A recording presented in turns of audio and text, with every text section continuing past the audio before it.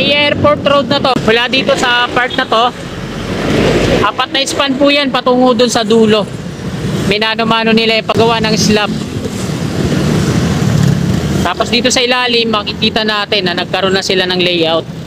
Mula doon, pinapantay na yung pavement at ito, tinatampakan ng mga base course. Lalim ng layout nila, no? Lalo na dito. Tanungin kaya natin to. Bossing, pwede magtanong? Kayo po yung gumagawa dito sa baba? Ako daw. Gagawa ba dito, ano na, LGU o SMC pa rin? Handle pa rin ng SMC? Oo. SMC pa rin yan? Oo. Nabigit pa rin. Ayun. Salamat sir ha. Sinimulan ko to, walang naniniwala sa paligid ko. Ano? Magandang tanghali po mga kababayan. Nandito po tayo sa kabahan ng Aurora Boulevard at mag-update po tayo ngayon dito sa NAIA Expressway extension to EDSA via Tramo. Tagal-tagal na hindi na natin na titingnan dito, no? Na-check kung ano na yung latest na progreso. Baka mamaya hindi natin alam na nag-open na pala yan dyan. So titingnan po natin ngayon. So tara, let's go! Excited na rin akong malaman o makita kung ano na yung progreso ngayon dito, no? Ito yung on-ramp patungong NAIA Expressway dito sa kaba ng Aurora Boulevard.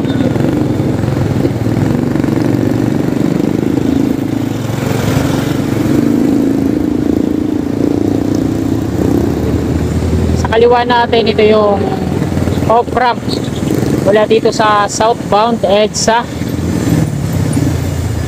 Pagbaba dito, siya na bang pag-akyat dyan sa unahan sa on-ramp patungong NAIA Expressway to NAIA Terminal 1 and 2, Entertainment City at saka sa Makapagal. So sa ngayon sarado pa.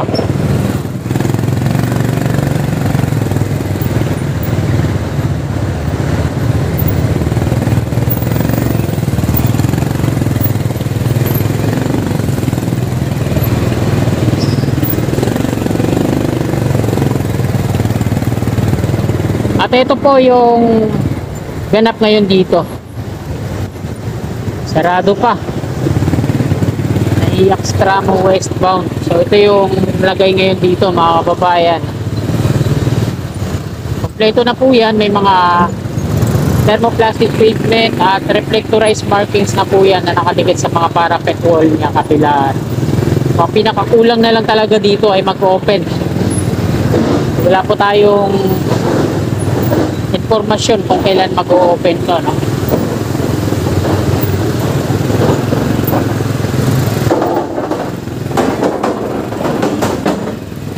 Ayos na lahat.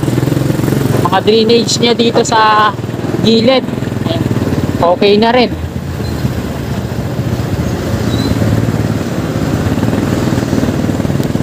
May mga downspout na drain pipe niya, okay na rin. Ayan, no?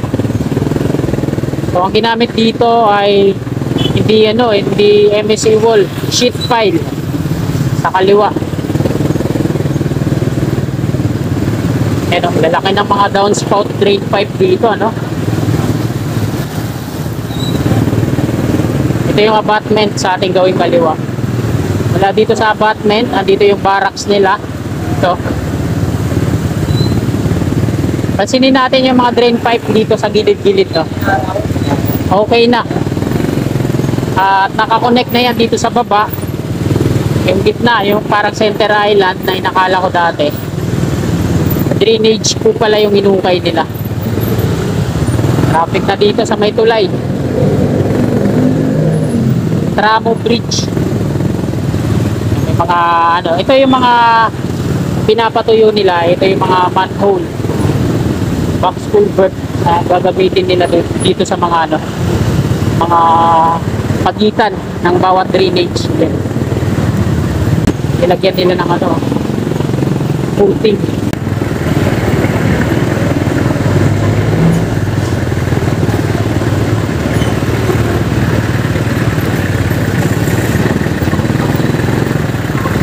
Tinanggal na yung mga plastic barrier dito sa part na to. So wala pang nagdi-divide dito sa gitna.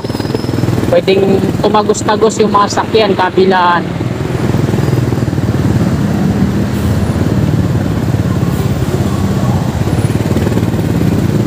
Bawat column dito nilagyan ng ano, pinakasapatos.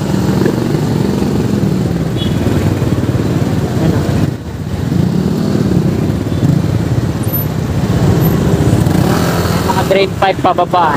Okay na lahat. Konti na lang yung inaayos nila.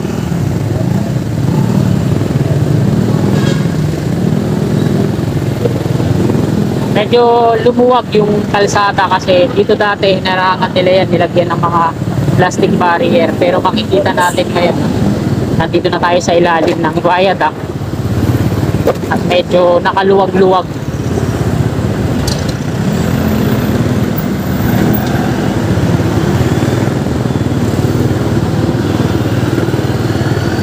Ang tanong kung kailan ba talaga mag-partial opening to.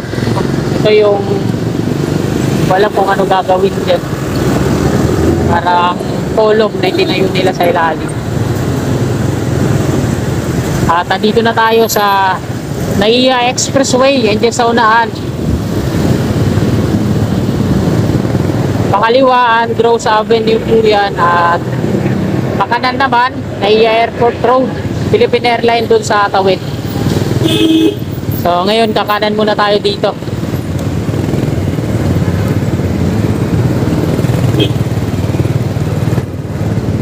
Pinapantay na nila dito sa baba, no?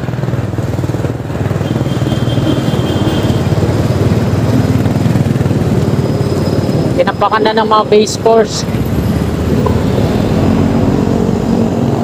So, NAIA Airport Road na to mga kababayan. Mula dito sa part na to, 4 na span po yan patungo dun sa dulo. Minano-mano nila yung paglagay ng mga paggawa ng slab. Tapos dito sa ilalim, makikita natin na nagkaroon na sila ng layout. Yan, wala doon. Pinapantay na yung pavement at ito, nilalagyan. Tinatapakan ng mga base course. Ito yung magaspang na buhangin. Tapos may pison na rin na nakahanda doon.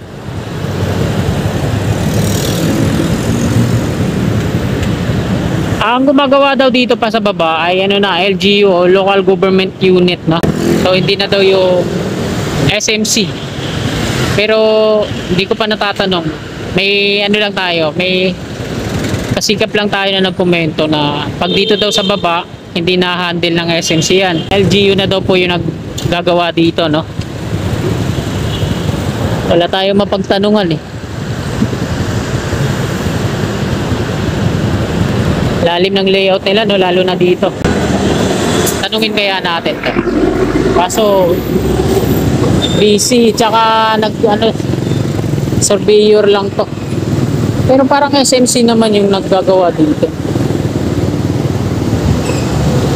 Bossing, sir, pwede magtanong, yung gumagawa pa dito sa baba, LGU na yan, Local Government Unit na, o mismong SMC pa yung gumagawa niyan dito sa baba? SMC pa rin? May kasi nagsabi na sa taas lang daw yung SMC, pero dito pagdating sa baba, LGU na daw yung gumagawa niya. SMC pa rin po pala yung gumagawa dito sa baba. Oo, SMC. Yung mga heavy equipment na yan, sir, SMC pa yan. Ah, okay. Salamat po. Surveyor si sir. Sila yung nagsusukat-sukat dito sa baba. Ito yung mga workers na gumagawa dito. Kailangan nating matanong.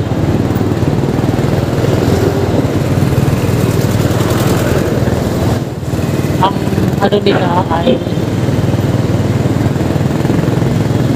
Bossing! Pwede magtanong, sir? Yung gumagawa dito sa baba, sir, SMC pa yan? Dito sa baba, yung nagsisimento dyan? O local government na, LGU? Ay, opo sir, salamat po. So, hindi rin niya alam. Dito sa part na to, inaayos na yung mga pader, ano? Ito, tanongin natin. Ay, SMC to kasi downspout yung ginagawa dito, no?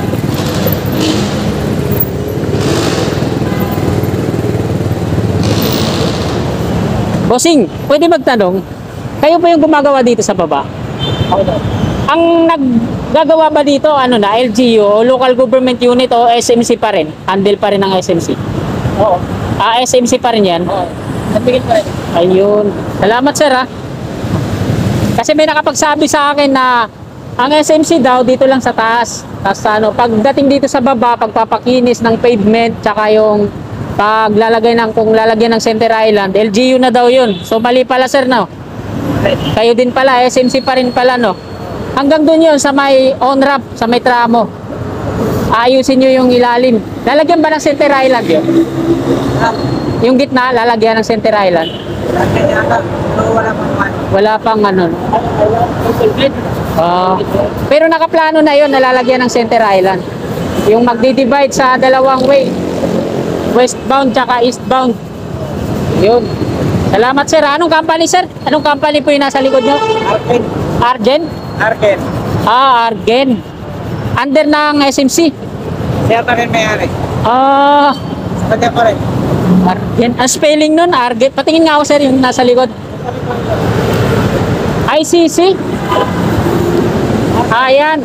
Arken Technologies INC. Toolways Construction Group. Salamat sir.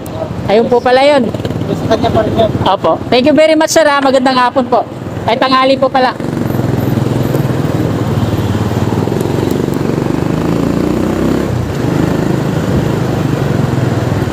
So ayan mga kababayan. SMC pa rin po pala yung may pananagutan sa baba. Sabi ng nakausap natin ano, mga workers.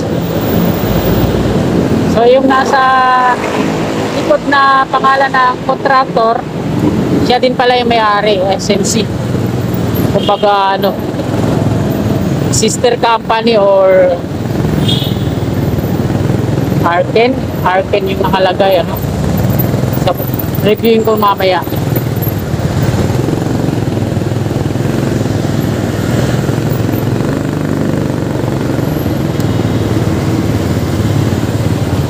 Nandun na sila sa taas.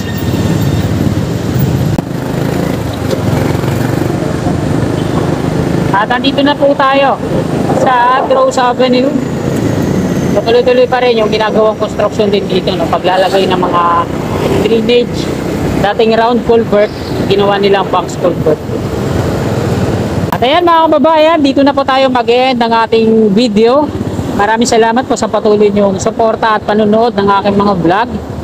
Sa mga kababayan natin dyan na naabot ang video na to at hindi pa nakakapag-subscribe sa aking YouTube channel at willing po kayo na panoorin at subaybayan ang aking mga video, yan. Pag-subscribe na po kayo at i-click nyo na rin po yung notification bell icon, malit na kampana dyan sa kanan at i-bell po natin para bawat video ko na i-upload ay mapapanood nyo po at masusubaybayan. Maraming salamat, magandang tanghali po, God bless po sa ating lahat. You're my angel, angel baby, angel.